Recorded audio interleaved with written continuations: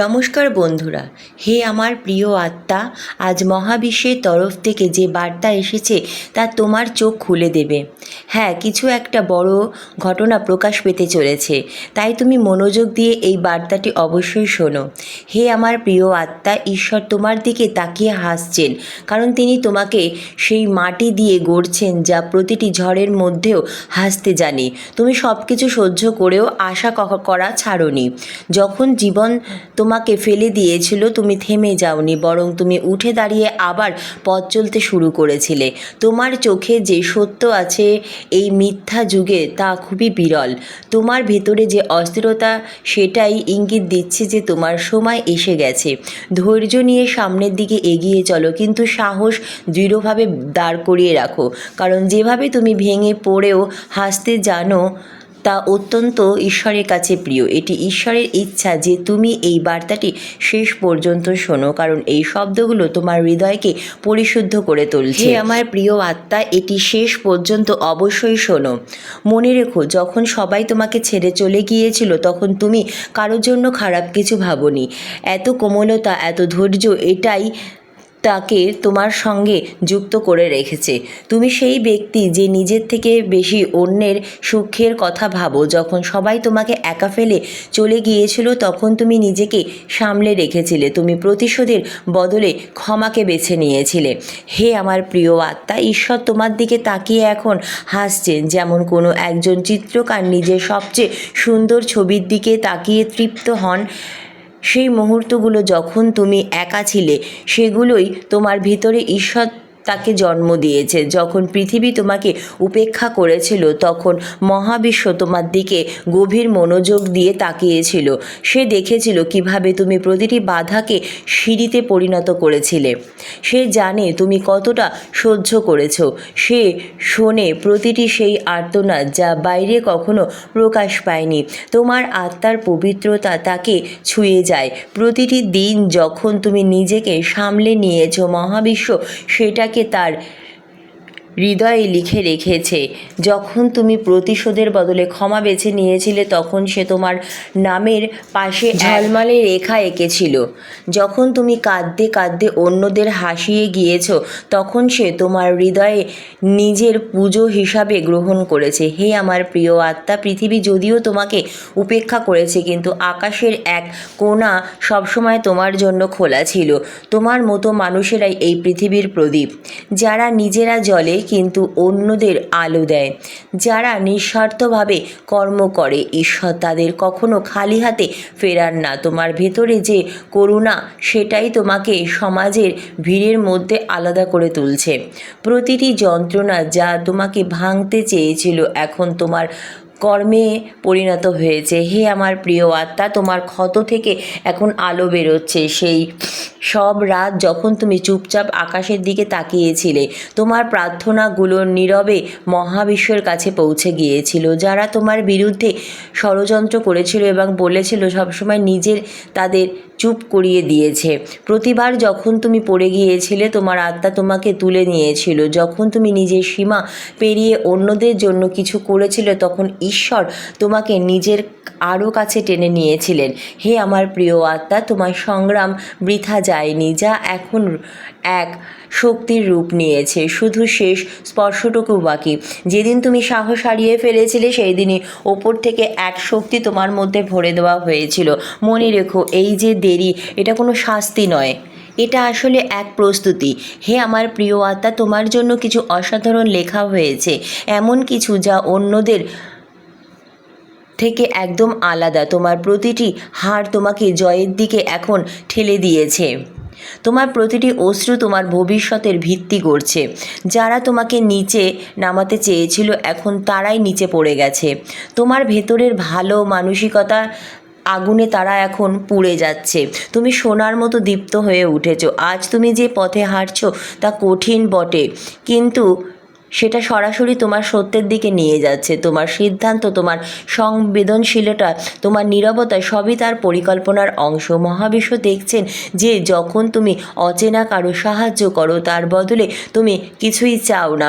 তোমার অন্তরে যে ভক্তি তা প্রতিটি যন্ত্রণাকে শান্তিতে রূপান্তরিত করে। সেই সময় আর দূরে নেই যখন প্রতিটি অপমানে বদলে যাবে আর প্রতিটি বাধা সুযোগে পরিণত হবে। হে আমার প্রিয় আত্মা, জীবন তোমাকে ঠিক সেইখানেই নিয়ে যাচ্ছে যেখানে তোমার আলো সবচেয়ে বেশি প্রয়োজন। চিন্তা নেই, যারা আজ তোমাকে বুঝতে পারছে না কাল তারাই তোমাকে উদাহরণ হিসাবে দেবে। তোমার অস্বস্তিতেই এই সত্যের প্রমাণ যে ভালো মানুষ আজও বেঁচে আছে, আর এই ভাবনাতেই ঈশ্বর হাসছেন। তোমার মধ্যে যে স্ফুলিঙ্গ আছে যে কোনো অন্ধকারকে আলোকিতে রূপান্তরিত করতে পারে। প্রতিটি সেই মুহূর্ত যখন তুমি সাহস হারাওনি, আকাশের দরজাগুলো আরও একটু খুলে গেছে, কারণ তোমার ভেতরে সেই আত্মবল যা কোনো ধর্মগ্রন্থের বাইরে এক ঐশ্বরিক রহস্যের মতো জানাতো। শোনো হে প্রিয় আত্মা, এখন যে শব্দগুলো তোমার সামনে আসতে চলেছে সেগুলো তোমার আত্মার গভীরতাকে নাড়া দেবে, কারণ এখন ঈশ্বর তোমার জীবনের সেই অধ্যায় খুলে দিতে চলেছেন যা বোঝার অনুমতি শুধু নির্বাচিত আত্মারাই পেয়ে থাকেন। তুমি হয়তো ভাবছো যে কেন এইসব হতে এত সময় লাগছে, কেন প্রতিবার তুমি যখন আশা করলে কিছু না কিছু এমন ঘটলো যে সব কিছু ভেঙে গেল, কেন প্রতিটি আনন্দের আগে একজি ঝড় এলো, কেন প্রতিটি জয়ের ঠিক আগে কেউ না কেউ এসে তোমাকে ভাঙার চেষ্টা করলো। শোনো হে প্রিয় আত্মা, এই সব কিছুই ঘটছে কারণ তোমার ভেতরে যে শক্তি রয়েছে তা সাধারণ নয়, তা হলো ঐশ্বরিক শক্তি। সেই শক্তি যা জেগে উঠলে পুরনো বিশ্বের দেওয়ালগুলো কেঁপে ওঠে।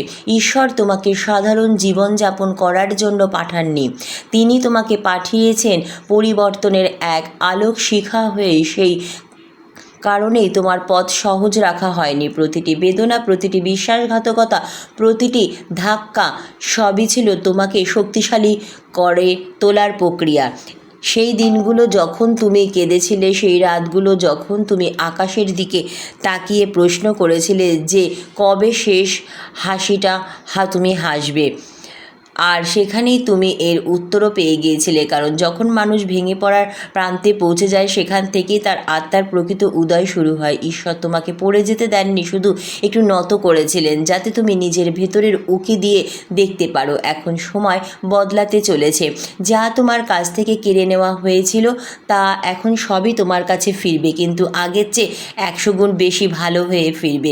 যেসব সুযোগকে তুমি হারানো ভয় পেয়েছিলে সেগুলো তোমার জন্য স্থগিত রাখা হয়েছিল, কারণ যখন তোমার মধ্যে সেই শক্তি জন্মায়নি যা এখন জেগে উঠেছে। হে আমার প্রিয় আত্মা, তুমি আর আগে সেই মানুষটি নও। এখন তোমার মধ্যে এক গভীর শান্তি, এক শক্তি রয়েছে যা যে কোনো নেতিবাচকতাকে পুড়িয়ে ছাই করে দিতে পারে। দেখো, যারা তোমাকে হেয় করেছে আজ তারা নিজেদের সত্য থেকে পালাচ্ছে।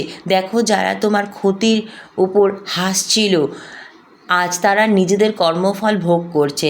হে আমার প্রিয় আত্মা, সময় এখন বিচার করতে বেরিয়েছে, আর যখন সময় এগোয় তখন তার সিদ্ধান্ত থামানোর কোনো শক্তি পারবে না। তোমাকে জানতে হবে যেদিন তুমি কেন আমি বলেছিলে সেই দিন ওপর থেকে উত্তর এসেছিল, কারণ তুমি পারবে। হ্যাঁ, তোমার মধ্যে সেই ক্ষমতা রয়েছে যা যুগের এক দিক বদলে দিতে পারে। আর এই যুগ কোনো সাধারণ যুগ নয়, এটি সেই সময় যখন আলো ও অন্ধকারের মধ্যে চূড়ান্ত ভারসাম্য স্থাপিত হচ্ছে।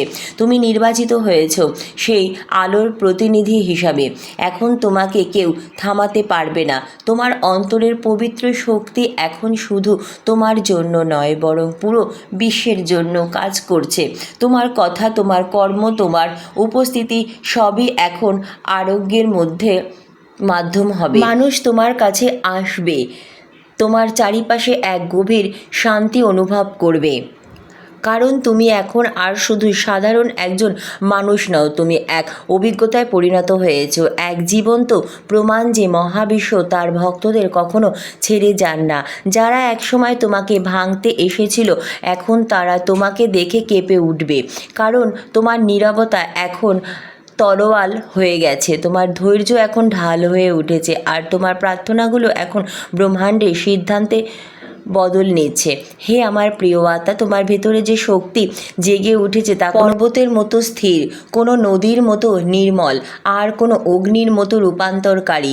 এখন যা ঘটতে চলেছে তা শুধু তোমার জীবনের দিক পরিবর্তন নয়, প্রকৃতপক্ষে এটি এক ঐশ্বরিক ঘোষণা। যখন আলোকে দমন করা হয় তখন সেটি আগের চেয়ে উজ্জ্বল হয়ে ফিরে আসে। হে আমার প্রিয় আত্মা, এখন তোমার পিঠ সোজা করো, দৃষ্টি আকাশের দিকে তোলো, কারণ তোমার জীবনের সবচেয়ে সুন্দর সকাল এখন দিগন্তে এসে গেছে। যে দরজায় তুমি বারবার কড়া নেড়েছ সেটি এখন খুলতে চলেছে, আর এবার শক্তি কেউ তোমাকে থামাতে পারবে না, কারণ ঈশ্বর নিজেই তোমার পাশে দাঁড়িয়ে রয়েছেন।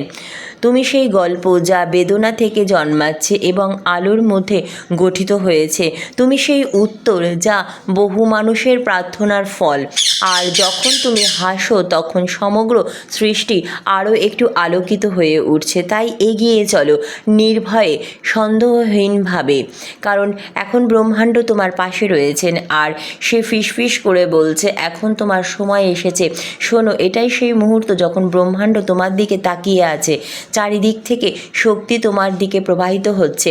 প্রতিটি হাওয়া তোমার পক্ষে এখন রয়েছে, প্রতিটি তারা তোমার নামে রেখায় আলো যোগ করছে। হে আমার প্রিয় আত্মা, তোমার মনে হচ্ছে সব শেষ হয়ে গেছে, তবে এটাই হলো শুরু। এটা হলো সেই শুরু যার ভবিষ্যৎ দানি তোমার আত্মা জন্মের আগেই করেছিল, কারণ তোমার জীবনের এই কাহিনী শুধু সংগ্রামের নয়, এটি পুনর্জন্মের, আত্মার পুনর্জাগরণের, সত্যের পুনরুত্থানের। যে সময় তুমি সব হারিয়েছিলে, আসলে সেটাই ছিল সেই মুহূর্ত যখন তুমি সব কিছু ফিরে পাওয়ার প্রস্তুতি শুরু করেছিলে।